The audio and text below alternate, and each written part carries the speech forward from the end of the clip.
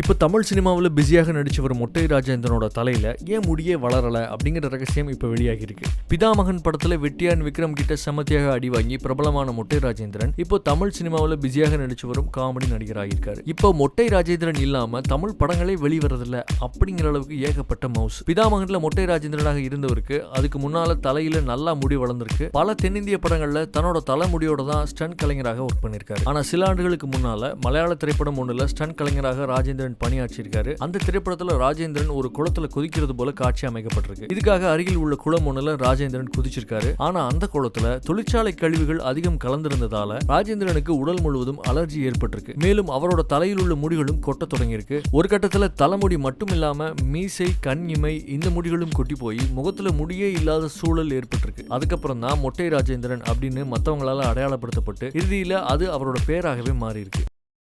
இல்லை நீங்கள் வந்து வயிற்றில் 10 மாதம் குழந்தைய சுமந்துக்கிட்டு 2 குழந்தை அம்மாவை யாருமே எந்த நடிகையுமே ஒத்துக்கல. நிச்சயமாக ஒத்துக்க மாட்டாங்க பாவம். அவங்க என்ன எந்த நடிகளுக்கும் வயசே ஆக போகிறதில்ல.